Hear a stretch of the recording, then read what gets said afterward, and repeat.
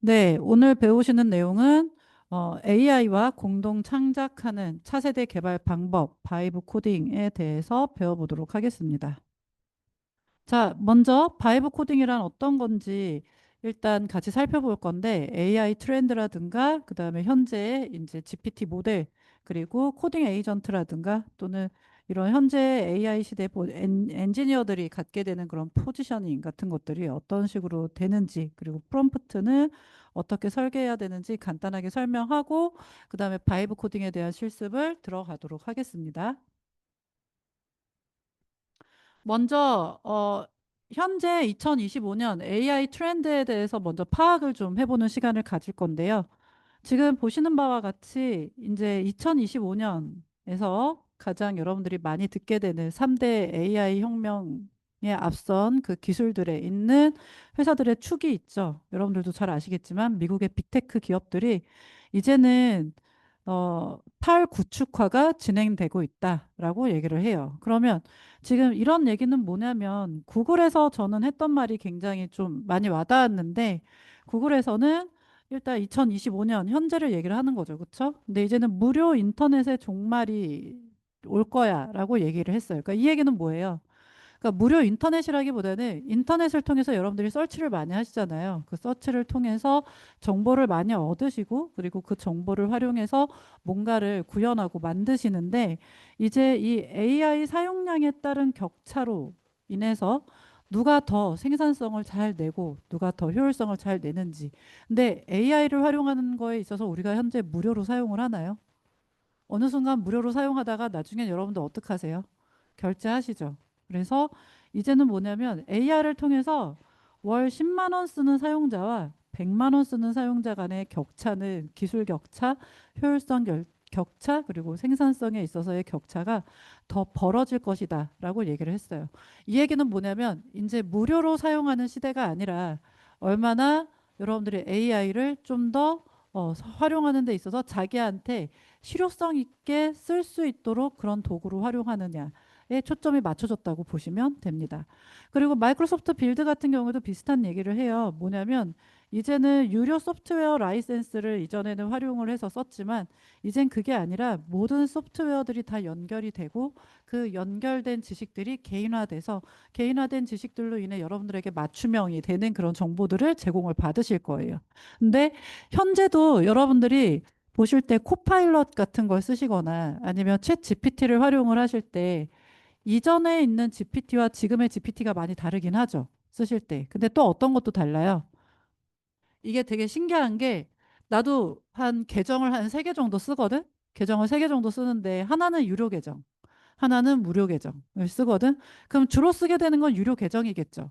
그렇죠? 그럼에도 불구하고 나의 똑같은 아이덴티티가 들어간 계정들이거든. 이름만 다를 뿐이지. 그렇지? 그런데도 불구하고 내가 유료화해서 자주 썼던 프롬프트를 통해서 강화학습이 된 걔네들이 나한테 주는 그 프롬프트에서 주는 결과물과 그다음에 무료 버전으로 쓰는 결과물이 너무 다르더라고.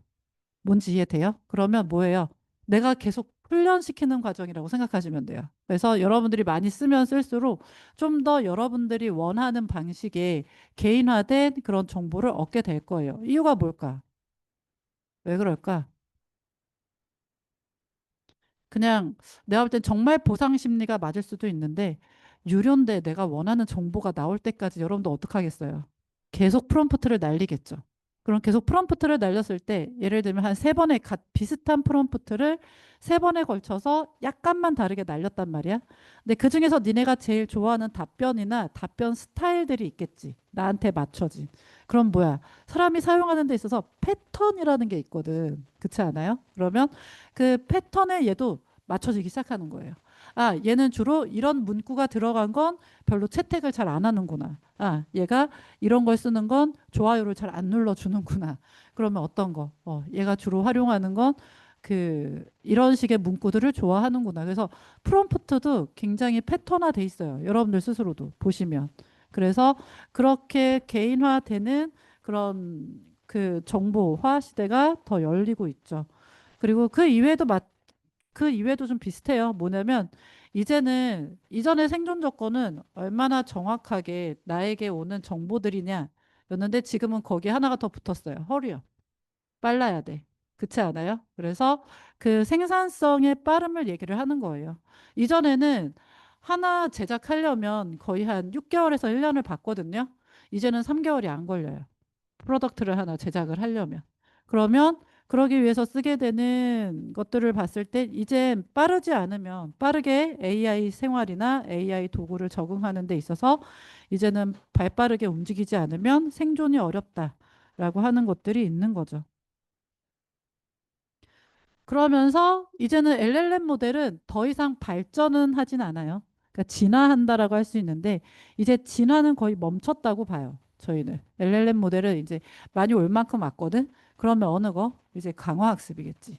그치? 그래서 그런 강화학습의 진화로 인해서 어떤 식으로 여러분들의 프롬프트나 아니면 의미, 그다음에 뭐 상황 이런 것들, 그러니까 소위 말하면 맥락 같은 것들 얘기를 하는 거겠죠. 그래서 그런 추론 모델들이 예전엔 주류였는데 이제는 성능은 많이 올 만큼 올라왔거든. 많이 올 만큼 올라와서 이제는 뭐를 활용하려고 하냐면 어느 정도 코딩 에이전트를 어떻게 잘 사용하느냐로 와요.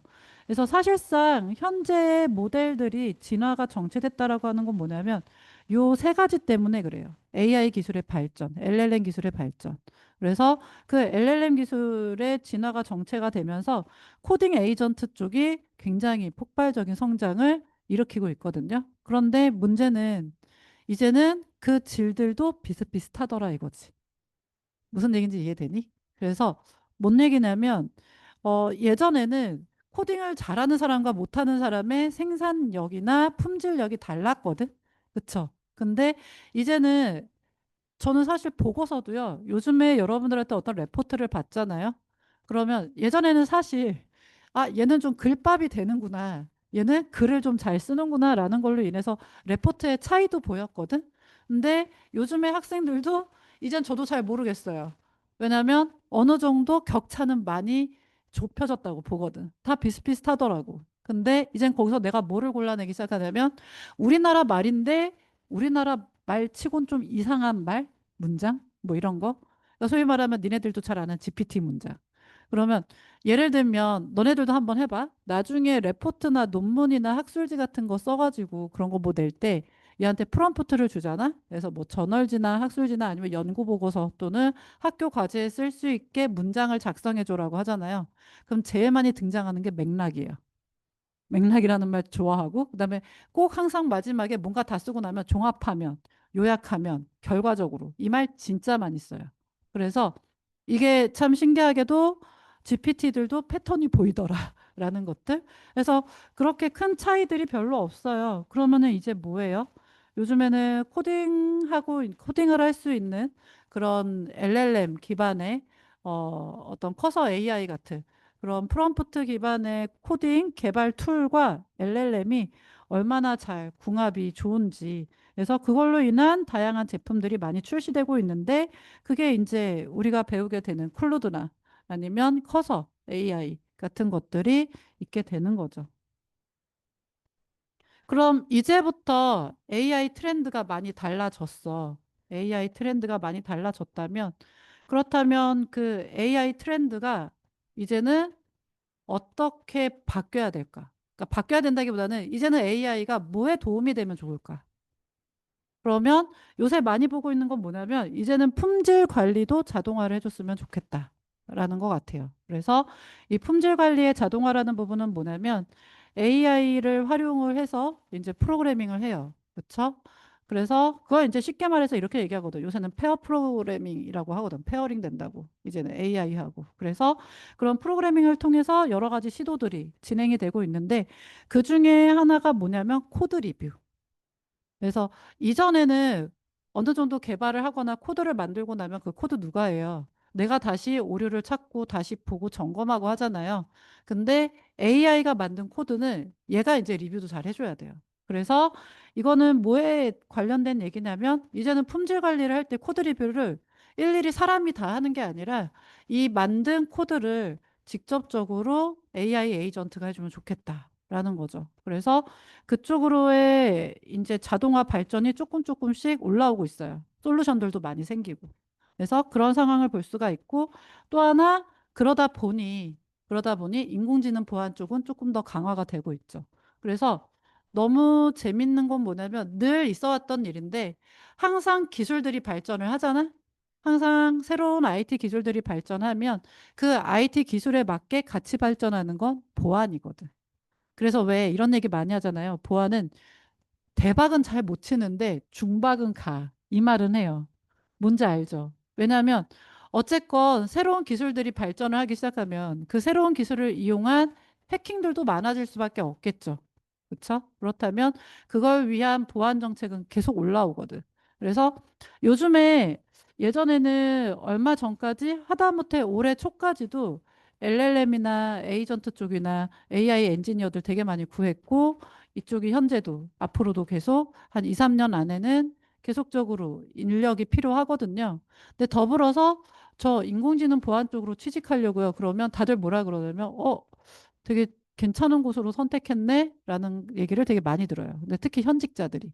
그래서 인공지능 보안 쪽이면 보안 쪽으로 가면 괜찮지. 이런 얘기를 많이 하거든요. 그래서 특히 바이브 코딩이라든가 이런 에이전트 코딩으로 인해서 제품 개발은 간편해졌는데 대신에 보안에 취약한 코드들이 많이 생기기 시작했어요. 그래서 그런 것들을 보완하기 위해서 AI 기반의 보안 취약점을 탐지하는 그런 서비스들이 계속적으로 늘어나고 있죠. 그래서 이제는 이것까지도 보안에 대한 부분 있죠. 패치하는 부분. 이것도 웬만하면 어느 정도 보안 패치는 이제 자동화시켜도 되지 않냐. 그래서 이런 쪽의 연구들이 더 많이 되고 있어요. 그리고 또 하나 시스템 마이그레이션. 자, 마이그레이션이 뭔지는 아시죠? 여러분들. 마이그레이션이 뭐야? 이식을 잘했냐? 이거거든. 여기서 A 쪽에서 B 쪽으로 잘 옮겨갔는지 아니면 B 쪽에 있는 A 쪽과 같이 통합을 잘 해줬는지 뭐 이런 마이그레이션 작업들을 얘기를 하거든. 그런데 그 레거시 시스템을 AI로 분석해서 새로운 시스템으로 전환할 수 있도록 그러니까 뭐냐면 현재 이전에 썼던 시스템이 이제는 AI 에이전트 기반의 시스템으로 많이 전환이 되잖아요.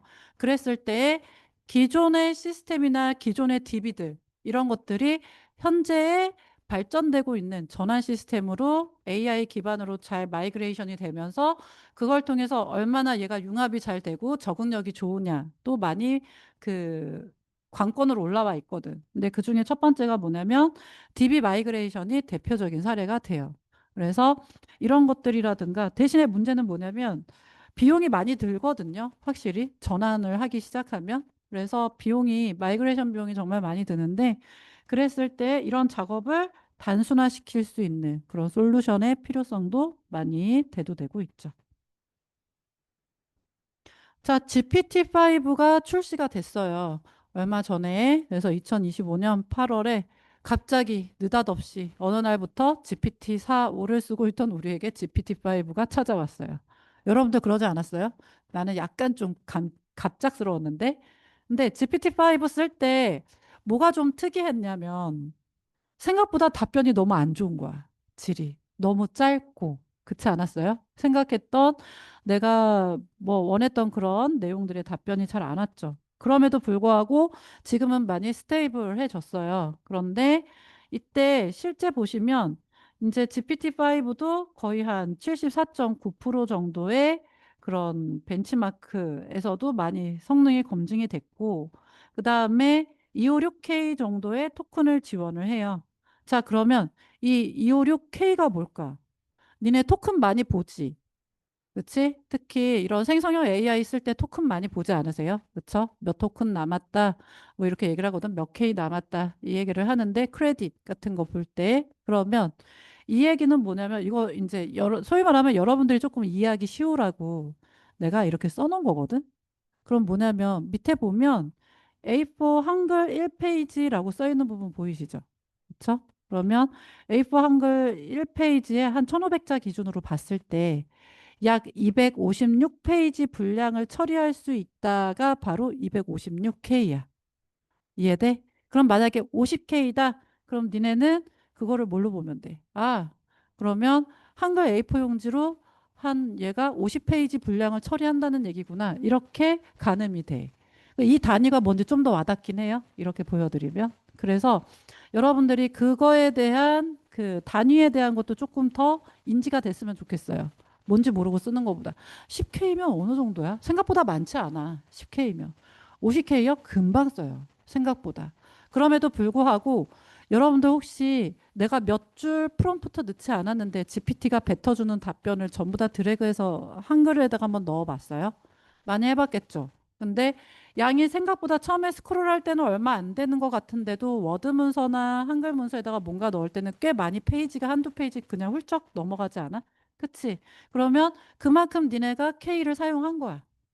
뭔지 알겠죠? 그래서 그런 식으로 가늠을 하시면 돼요. 그럼 꽤 많은 용량이에요. 그쵸? 256페이지의 분량을 처리할 수 있는 그런 토큰 지원이 가능한 거고, 그리고 이전에 있던 하다못해 그 전에 그 처리 속도나 개발 속도에 비해서 300% 정도 더 올라왔다, 향상됐다, 이렇게 보시면 되겠죠. 그래서 현재 얘가 가지고 있는 어떤 시스템적인 아키텍처는 사실상 고속 추론이 가능하고요. 그에 플러스 심층 추론 모델도 같이 돌아가고 있어요. 그와 함께 리얼타임 라우터도 작동하고 있죠. 자동으로 선택이 잘 돼요. 그래서 문제는 얘네가 이렇게 발전되면서 개선했던 사항들을 밑에다가 그냥 살짝만 정리를 했어요. 그래서 얘는 그냥 읽어보세요. 그러면 또 하나, 여러분들 GPT-5만큼 요새 특히 코딩하는 애들 아니면 개발하는 분들 제일 많이 쓰는 게 클루드거든요. 자, 그러면은 클루드 같은 경우에 어떤 식의 성능 비교가 되는지 살짝 봤으면 싶어서 도대체 뭐가 차이가 있지? 이럴 수 있잖아요. 그렇죠? 특히 우리 전공자 같은 분들은 더 그렇거든. 그래서 이거를 한번 비교를 해봤는데 GPT-5 같은 경우에는 한 74.9% 정도의 좀 전에 봤던 성능. 그런데 클루드도 뭐 별 차이가 안 나죠. 그렇죠? 그리고 뭐 아이다 같은 경우에는 뭐 얘는 88%, 근데 클루드는 미공개 돼 있어요. 그리고 뭐 그 밑에 있는 애들 다 보시면 생각보다 되게 많이 차이가 안 나는데 라는 느낌이 들지 않으세요? 그렇죠? 그래서 사실상 이것 중에 어느 게 더 좋아요라고 말하기에는 나도 이거 조사하고 비교하면서 그렇게 차이를 못 느끼긴 하겠어. 사실은. 그래서 그냥 뭘 써도 여러분들한테 맞는 걸 쓰시면 돼요. 근데 하나 보시면 일단 GPT-5의 특징이 가장 좋은 건 뭐냐면 확실히 할루시네이션이 많이 감소가 된 거는 느껴져요. 그래서 그럼에도 불구하고 좀 불안하잖아요. 불안하시니까 어떻게 쓰시냐면 만약에 여러분들이 어떤 과제나 이런 거를 할 때 레퍼런스를 달아줘야 되지. 그러면 그럴 때 얘한테도 어떤 과제를 시킬 때 어떤 프롬프트를 주면 그 과제에 대한 내용을 작성만 해달라고 하지 말고 그 밑에 링크가 가능한 링크 접속이 가능한 참고 문헌도 함께 제공해 줘라고 하면 그것도 같이 제공해 줘요. 그러면 얘가 어떤 부분에서 잘 찾아주냐면 아치브 같은 거라든가 또는 뭐 캐글, 깃허브 뭐 그뿐만이 아니라 스코프스나 이런 인덱스들 있죠. SCI 인덱스. 우리나라 것보다 좀 더 잘 찾아줘요. 그래서 요새는 없는 문헌이 없더라고. 근데 만약에 처음에 얘가 참고 문헌을 포함해서 막 찾아줬다? 대충? 찾아줬는데 아무리 그 문서의 제목을 써도 안 나오는 거야. 그럼 그거는 뭐야? 예, 그거는 얘가 할루시네이션인 거죠. 그렇죠? 그래서 얘가 찾아주는 어떤 참고 문헌은 반드시 스칼라에 구글 스칼라에 반드시 쳐보셔야 돼요. 아니면 우리 학교 선곡 도서관에 아니면 중앙 도서관에 꼭 쳐보셔야 이런 것들이 한 번 더 이제 확인이 되죠. 그와 함께 일단 통합 아키텍처를 쓰기 때문에 시스템 아키텍처를 쓰기 때문에 대응이 좀 유연하고요. 그리고 복잡한 멀티 태스크가 가능하죠. 얘는 클로드 같은 경우에도 복잡한 분석이나 창의 작업에 뭐 높은 능력을 발휘한다라고 말할 수 있는데 그냥 좀 괜찮은 건 뭐냐면 클로드는요 어, 안전성 그리고 유용성 이런 것들이 좀 괜찮아요. 그리고 또 하나 클로드한테 이제 코딩하면서 뭐를 좀 해달라고 하냐면 아키텍처를 그려줘라고 하면 얘잘 그려줘요. 네, GPT보다. 그래서 그 예를 들면 모듈별, 기능별 연결이 잘 되는 아키텍처를 도식화해줘라고 하잖아요. 그럼 클로드가 확실히 그 코딩에는 살짝 강하거든요. 그래서 그런 거 만들 때, 왜냐하면 보통 결국은 여러분들이 어떤 개발이라든가 이런 거를 하게 되면 아키텍처를 그려줘야 될 텐데, 그걸 내가 어떻게 눈으로 그려보려고 그러면 머릿속에 잘 안 그려지거든, 도형이. 그럼 대략적인 도식화라도 해줘. 라고 하면 얘 그런 거 잘 그려줘. 그래서 그런 것들도 좀 참고하면 좋겠죠. 자, 그럼 본격적으로 바이브 코딩이 뭔지 이제 설명을 좀 해드릴게요. 자, 먼저 바이브 코딩이라는 건 뭐냐면, 안드레이 카르파시가 2025년 2월에 자기 트윗 X 있죠. X에다가 뭐 하나 올렸어, 글을. 글을 하나 올렸는데, 거기에 뭐라고 썼냐면, 나는 이걸 바이브 코딩이라고 부른다. 그냥 바이브에 몸을 맡기듯 지수적으로 발전하는 과정을 보면서 코드가 있다는 사실조차 잊어버리고 계속 코딩을 하는 방식이다. 뭐 이런 식으로 얘기를 해요. 그런데 또 하나 좋은 건 뭐냐면 얘가 여기서 중요한 말을 해요. 이렇게 할 수 있는 이유가 뭐냐면 커서 컴포저나 또는 소넷 같은 LLM들이 너무 좋아졌기 때문에 라는 얘기를 해요. 그래서 실제 원문 보시잖아요. 원문 보시면 얘가 거기 트윗 X에다가 그대로 썼어요. 정말. I called vibe coding 이렇게 써 있어요. 그러면서 이게 그냥 바이브에 몸을 맡기듯이 자기는 코딩을 합니다라고 쓰거든요. 그래서 이거 원문을 한번 꼭 읽어보세요. 근데 이게 좀 되게 영향력 있고 대단했다라는 느낌이 드는 건 뭐냐면 이 바이브 코딩이라는 말을 이 트윗에다가 딱 올리고 나서 이틀 후에 뭐 일반적으로 따지면은 컴퓨터에서 볼 수 있는 IT의 위키백과 같은 그런 사전 있죠. 그런 용어에 올라갔어요. 바이브 코딩이 정식 용어로. 그래서 좀 이제 시대가 많이 더 진화하는구나. 바이브 코딩 시대가 됐구나라는 걸 알 수가 있죠. 그래서 특히 포레스터나 구글 CEO 썬다 피차이 같은 사람들은 뭐라 그랬냐면 주말에 나도 바이브 코딩 하거든. 이렇게 얘기를 해요. 그러니까 뭐냐면 대기업 경영층도 이런 거 쓰고 있고 그리고 이제는 버즈워드를 넘어서 소프트웨어 개발 자체의 어떤 구조의 변화를 나타낸다. 이 얘기는 뭐겠어요, 여러분들?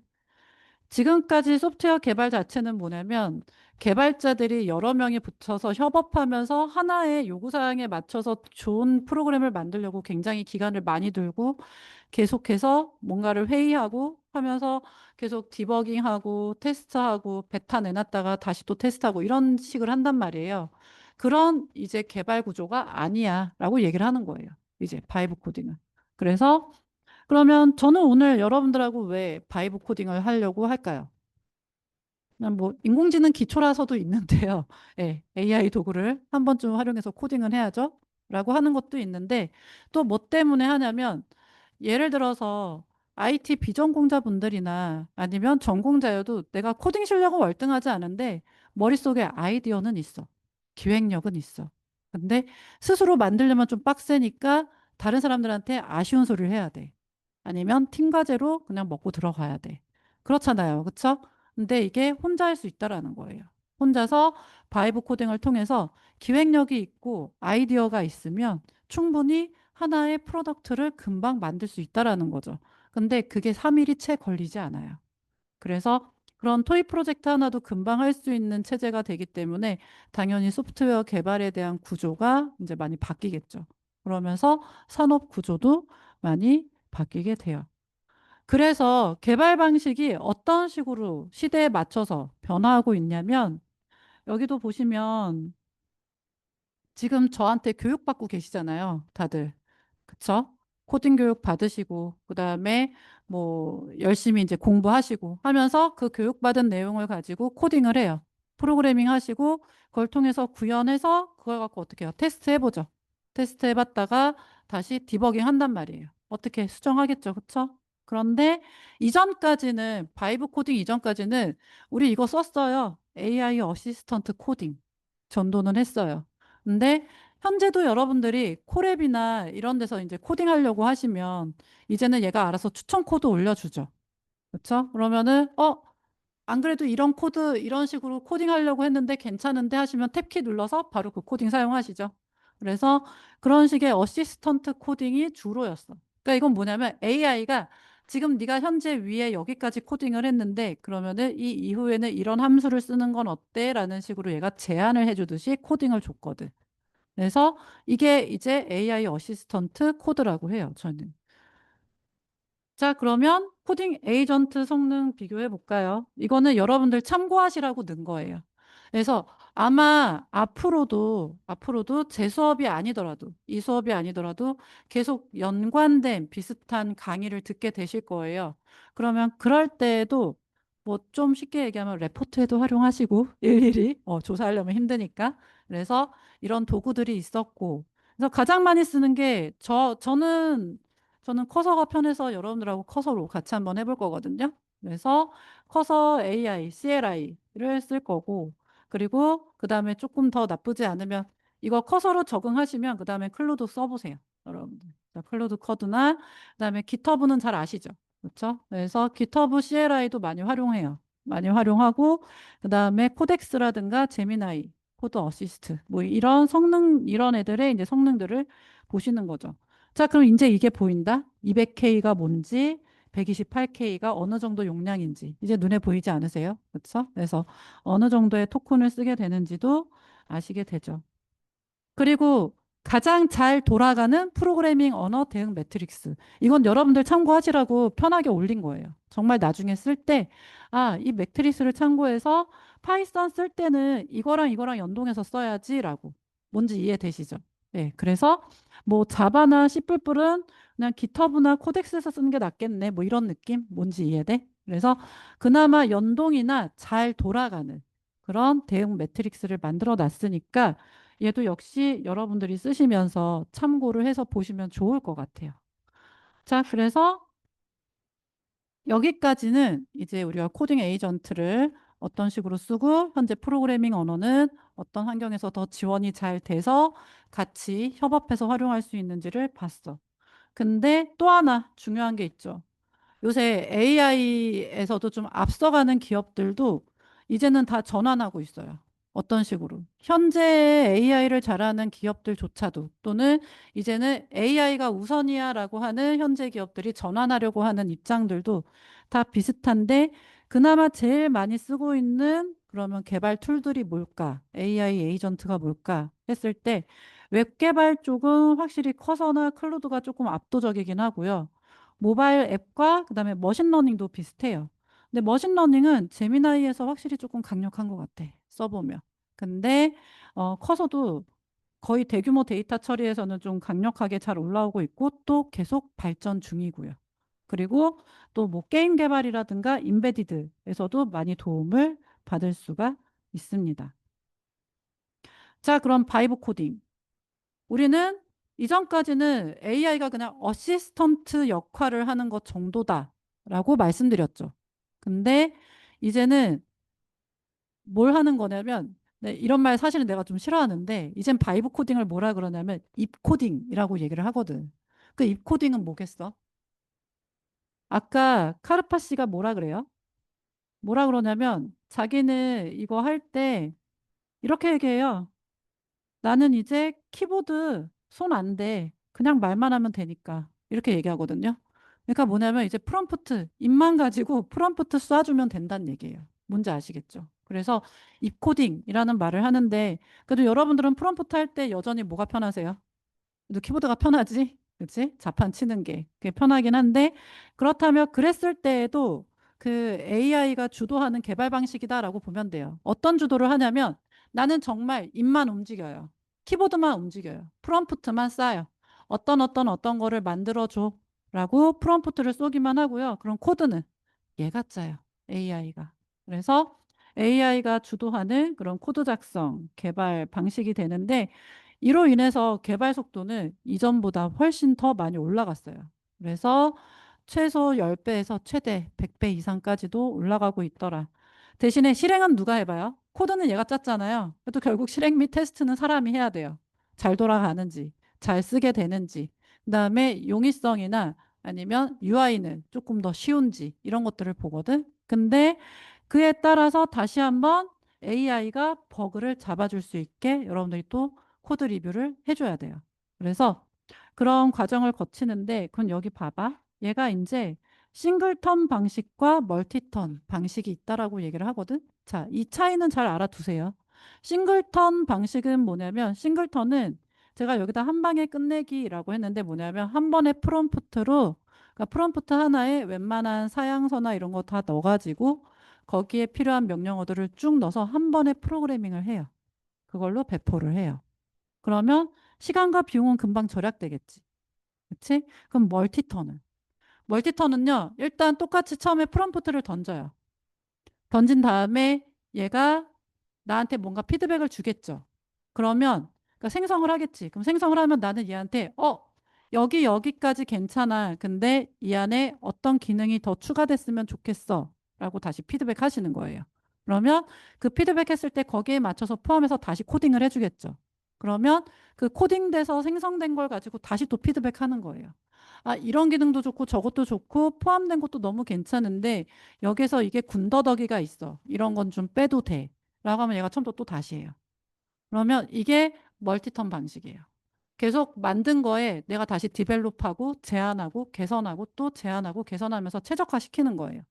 그러면서 어느 정도 프로그램이 좀 고도화될 수 있게, 좀 올라갈 수 있게 만들거든. 그러면 그게 완성형 프로그램이 되겠죠. 그러면 어느 게 더 완성도가 좋겠어요. 그래도 멀티턴 방식이 훨씬 낫겠지. 그렇지? 그래서 저는 여러분들한테 뭐라고 하라 그러냐면 그래서 처음부터 많은 명령을 하라고 하지 않아요. 처음에는 예를 들면 이런 기능이 되는 무슨 게임을 만들어 줘부터만 시작하라고 해요. 거기에 그 다음에 그 만들어진 거에 이런 기능이 있으면 좋겠어. 여기에 챗봇 기능이 들어가면 좋겠어. 여기에 어떤 매뉴얼을 조금 더 포함해서 뭐가 있었으면 좋겠어. 라고 하는 식으로 계속 얘를 일을 시키는 거예요. 좀 더 참고하고 강화하고 하면서. 그래서 그런 멀티턴 방식의 점진적인 완성도를 올릴 수 있는 그런 프로그램을 하면 더 좋겠죠. 그래서 있잖아. 이 바이브 코딩 할 때 제일 중요한 건 뭐냐면 결국은요. 말을 잘해야 돼요. 여러분들. 예. 그래도 결국은 언어 능력이 좋아야 되더라고. 이유가 뭐냐면 이게 제가 여기다가 바이브 코딩 핵심은 논리적 사고다라고 하기는 했는데 사실상 아까 말씀드렸잖아요. 아이디어가 좋으면, 그치? 아이디어가 좋고 기획력이 있으면 요구사항, 명세를 잘 만들면 정말 괜찮은 앱이나 네, 서비스를 만들 수가 있어요. 근데 문제는 그 설명이 되게 구조적이지 않고 정말 바이브대로 하면 안 되거든. 그럼 예를 들면 뭐냐면 내가 옆에 오른쪽에 영감이 떠올랐을 때라는 느낌의 이거 보이세요? 자, 나는 예를 들면 이런 걸 만들고 싶었어. 이런 공룡 게임을 만들고 싶었다. 근데 얘가 이런 걸 이제 상상하면서 썼어. 근데 이제 요청을 했지. 정말 느낌 있게. 이거 내가 쓴 거거든. 썼는데 그래도 잘 나올까 했는데 저는요 바이브 코딩 참 착하구나 생각을 한 게 뭐라도 만들긴 만들어요. 이따위이긴 한데 깜짝 놀랐어. 다리 저기 나는 이렇게 여기다가 공룡 사람 두 가지만 먼저라고 했는데 우선 사막 느낌은 나거든요. 예. 근데 여기에 이렇게 썩은 사과 따로 있고 뭐 구름 몇 개 있고 공룡 다리 허벅지 뭐 이런 나 이렇게 나올 줄 몰랐어요. 그래도 착해요. 뭐라도 만들었어. 이따위 요청서를 보고도. 뭔 얘기인지 알겠죠? 그럼 어떻게 해야 돼? 요청서를 조금 더 잘 만들어 줘야겠지. 그래서 그런 명세서를 구조적으로 잘 만드는 게 그러니까 이게 뭐냐면 이게 프롬프트예요. 프롬프트를 잘 해줘야 돼요. 자, 그럼 바이브 코딩에 관련된 툴이 어떤 게 있는지 좀 살펴볼게요. 가장 많이 쓰는 거, 아까도 말했던 뭐 클로드나 커서도 있는데 사실상 로코드, 노코드 도구라는 게 있어요. 그래서 여러분들도 뭐 들어봤을 법한데 뭐 프레임워나 뭐 아니면은 갈릴레오 이런 거 들어봤죠. 그래서 갈릴레오 AI나 뭐 이런 것들 그리고 파이어베이스 요새 파이어베이스도 많이 쓰더라고요. 그래서 파이어베이스 스튜디오 같은 것들이 있고 자 기존에 있었던 아이디 그러니까 기존에 쓰시던 그런 확장 프로그램에 아니면 또는 CLI 타입이 있는 게 어떤 게 있냐면 뭐 지금 제가 계속 말씀드리는 커서나 클로드, 기터브, 뭐 아마존 뭐 이런 것들이 있고 그다음에 풀 이거는 이제 뭐냐면 실제로 내 컴퓨터에다가 설치해서 쓰게 되는 통합 개발 환경들 역시 연동이 잘 돼요. 잘 확인을 해보시면 됐고 그다음에 자율형 에이전트들은 뭐 데빈이나 또는 뭐 마누스 뭐 이런 것들이 있죠. 그럼 어떤 방식으로 진행을 해야 될까? 이걸 하려면. 그래서 이거 되게 중요하거든. 제일 먼저 지금 왜냐 우리가 또 프로젝트도 해야 되잖아요. 과제도 해야 되기 때문에 정말 중요한 건 뭐냐면 저는 항상 이거 잘 써오라 그래요. 이거. 뭐라 그러냐면 PRD 또는 사양서 이렇게 얘기를 해요. 네, 프로젝트 개발 요구서예요. 그럼 이게 뭐냐면 일종의 사용자 명세서예요. 사용자 명세서 또는 기능 사양서, 기능 명세서 뭐 이런 것들 얘기를 하거든요. 그래서 이건 뭐냐면 내가 이걸 왜 만들어야 되는지, 뭐 때문에 만들어야 되는지, 그리고 어떻게 쓸 건지, 누가 쓸 건지, 어떤 식으로 활용할 수 있어야 되는지, 그럼 무슨 기능이 들어가야 되는지, 뭐 이런 것들 있죠. 그런 것들을 잘 정리하셔야 돼요. 그런 다음에 그런 사양서를 잘 만들잖아? 사양서를 잘 만들고 그러면 그런 기능이나 기술 명세서가 나오면 요구사항 분석이 잘 돼서 기능 명세서가 나오면 거기에 뭐 API 스펙이라든가 아니면 뭐 아키텍처라든가 이런 것들도 같이 작성이 되겠죠. 그걸 따라서 이제 단계적으로 구현하는 거예요. 뭐 모듈 단위로 구현을 하든 그래서 팀으로 나눠서 뭐 구현을 하던가 아니면 앱을 이런 것들을 단계적으로 구현하면서 깃에다가 계속 커밋을 해주는 거죠. 그다음 전체적인 구현이 끝나면 한번 테스트해 보시면서 혹시 내가 넣었던 기능들이 누락된 게 없는지, 어떤 기술들이 더 보완돼야 되는지 이런 것들을 테스트하면서 확인을 해보겠죠. 이게 이제 일종의 유지보수가 되는 거예요. 그래서 요 세 단계로 이루어진다고 보시면 됩니다. 이 개발 진행 과정은 잘 봐두시면 좋겠어요. 네. 항상 잘 봐두세요. 표시해 두세요. 라고 하는 건 이유가 있겠죠. 그래서 어떤 식으로, 그러니까 말 그대로 개발 프로세스예요. 어떤 식으로 그러면 우리가 바이브 코딩이어도 그래도 코딩의 개발 과정은 거의 비슷하다라고 보시면 되거든요. 그래서 일단 아이디어가 있어요. 그러면 아이디어에 대한 구체화를 통해서 어, 어떤 식으로 내가 사용자 정의를 해야 되는지. 그래서 여기에 있는 거 그대로 한번 해보시고 그 다음에 이를 통해서 기술 사양서를 작성하신 다음에 앱을 구현하고요. 그런 다음 파이어베이스 같은 그런 백엔드 연동을 해서 결제 같은 건 뭐냐면 그나마 만약에 서비스가 좀 더 이제 실현화되면 현실화되면 결제 서비스나 이런 것들도 통합을 해야 되죠. 그래서 그런 핵심 기술 같은 것들. 그다음에 앱 배포하고 그리고 유지보수하는 거죠. 그래서 운영 및 피드백을 두게 됩니다. 그래서 이런 구조를 잘 기억을 하세요. 그래서 굵은 글씨 위주로 보세요. 굵은 글씨 위주로 보시고 그럼 프롬프트 방법. 자, 당연히 프롬프트는 어떻게 해야 될지 잘 아실 것 같아요. 그냥 예전에는 단순하게 뭐 예를 들면 인공지능에 대해서 알려줘. 인공지능이 뭔지, 무엇인지 작성해줘. 라는 것만 해도 어느 정도 작성을 해줬지만 디테일도 떨어지고 내가 원하는 글이 잘 나오진 않았죠. 그렇죠? 그래서 이제는 좀 더 명확하고 그리고 뭘 만들어야 되는지, 어떤 식으로 써야 되는지, 어디서 무엇을 하고 싶은 건지 이런 것들을 구체적으로 명확하게 조건을 들어서 명시를 해주시면 얘가 좀 더 수준 있는 그런 결과물을 주게 돼요. 그래서 어, 이런 효과적인 지시 원칙이라고 쓰긴 했는데 얘는 이런 과정이 들어갈 수 있는 그러니까 이런 정보를 줄 수 있는 그런 프롬프트를 했으면 좋겠어요. 그래서 계속 얘기하는데 명확하고 구체적이어야 되는데 그 안에 어떤 내용들이 들어가야 되는지 주면 더 좋아요. 맥락적인 정보 정말 중요하거든. 그래서 이런 걸 주시고 그다음에 아까도 말했듯이 처음부터 한꺼번에 다 주지 말라 그랬잖아요. 프롬프트를 쓸 때. 너무 많이 주시지 마시고 계속 받고 나면 그럼 여기에 뭐를 더 해줘. 그래 그럼 그거에다가 이런 기능이 더 포함되면 좋겠어 하면서 꼬리 질문을 계속 해주세요. 꼬리 프롬프트를. 그래서 점진적으로 계속 순서적으로 보내주면 얘가 좀 더 완성도 있게 넣어주죠. 그래서 이거는 어쨌건 앞으로를 위해서도 여러분들에게도 도움이 되시라고 제가 몇 개 템플릿을 만들었어요. 그래서 이 안에 있는 내용들은 비어 있긴 하지만 이런 식으로 작성하면 좋겠다. 내가 어떤 걸 만드냐에 따라서 그럼 이 안에 있는 내용들은 니네들이 여러분들한테 필요한 내용으로 바꿔주시기만 하면 되잖아요. 그렇죠? 그래서 템플릿을 좀 만들었는데 프레임워크 기반으로 생성하거나 또는 설명 기반 코드 아니면 뭐 페이 프로그래밍 같은 거 있죠. 그다음에 또는 이제 리팩토링 할 때. 그 리팩토링은 뭔지 아시죠, 여러분들? 예, 그냥 어떤 개선 사항이나 최적화할 때 필요한 상황들 그런 것들이 있으면 현재 코드를 조금 더 개선하고 싶은 거예요. 현재 만약에 이미 만들어져 있는 코드가 있다면 그럴 때 쓰시는 게 리팩토링이에요. 근데 그것도 잘해요. 근데 그래도 잘하더라도 그냥 코드 하나 딱 던져주고 이거 리팩토링 해줘 하면 잘 못 해주거든요. 근데 이런 내용을 좀 포함해서 넣으라고 하면 얘가 더 잘 넣어줘요. 그래서 이런 내용들이 포함될 수 있게 패턴을 좀 넣어주시고 그다음에 실제 프로젝트를 시작을 하실 거면 어떤 프로젝트를 개발하는지 그 개요나 목적 그리고 어떤 기능들이 들어가면 좋은지 그리고 그 안에 들어갈 수 있는 제약 사항이나 아니면 요구 사항들. 제약 사항은 뭐냐면 개인 정보는 표시하지 않게 해줘. 뭐 이런 거 있죠.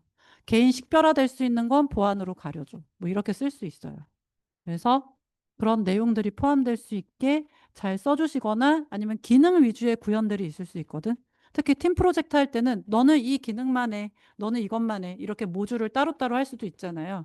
이럴 때 쓰면 괜찮아요. 쟤는.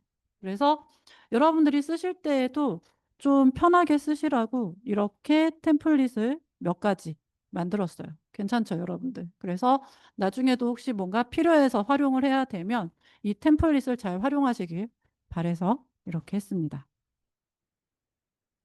자, 그럼 지금부터 바이브 코딩을 한번 해볼 건데, 바이브 코딩부터는 네, 조금 이따가 할게요.